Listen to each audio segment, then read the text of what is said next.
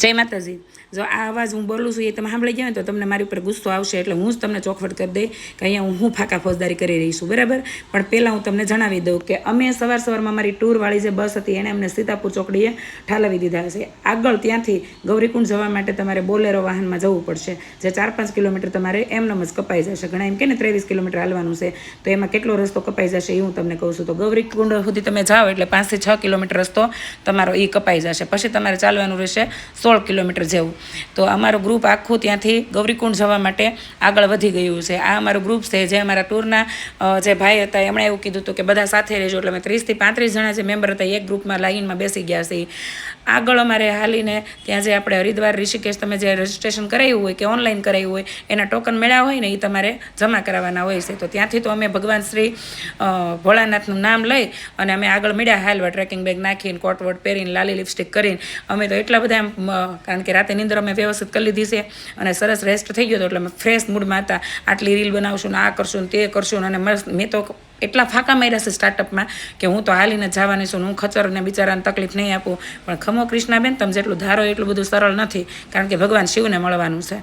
માં ભગવતી સતીએ 800 વર્ષ તપસ્યા કરી ત્યારે ભગવાનને પામી ગયા હતા। આપણે થોડું એમ 5500 રૂપિયાના VIP દર્શનમાં ભગવાન મળી જાય।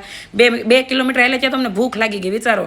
તો ડબ્બા ખોલીને બે ગયા છે, એમાં અડદિયા પેંડાના શક્કરપારાના ને એવા લઈ લઈને, તો 2 કિલોમીટરમાં તમને ભૂખ લાગી જાય એમ ભગવાન મળી જાય। પછી ત્યાંથી અમે ખાઈને અમારા ડબ્બા પેક કરીને આ પેદલ માર્ગ છે એ 1-1.5 કિલોમીટર અંદર ચાલવાનું છે। એ ચાલ્યા પછી તમને ખચર ઉપર બેહવા મળે, કારણ કે ખચરે તમને તાત્કાલિક ન મળે, એટલે ઓછામાં ઓછું તમારે 2 કિલોમીટર જેવું હાલવું પડે ગૌરીકુંડથી ખચર સુધી બેહવા માટે, જવા માટે। તો ત્યાંથી અમે 3500 રૂપિયા ગવર્મેન્ટ પ્રાઇસ છે, તો અમે નીચેથીને જ ખચર કરી લીધા, કારણ કે બધાએ એવું કીધું કે દોઢા થવામાં ને અહીંથી જ કરી લો, તમે અડધેથીને તમારે એટલા જ પૈસા દેવા પડશે। અને અમારું તો આખું ગ્રુપ જ બેસી ગયું, પછી હું હાલું કોની યારે, એટલે મેં કીધું હાલો।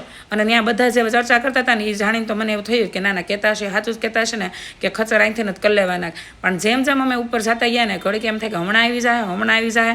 રસ્તાઓ તો બહુ સારા, તમને વરસાદ નહોતો નડ્યો એટલે જવામાં કોઈ તકલીફ નહોતી થઈ, બહુ ટ્રાફિક નહોતું, પણ ઉપર જતાં થોડુંક ટ્રાફિક થઈ ગયું હતું।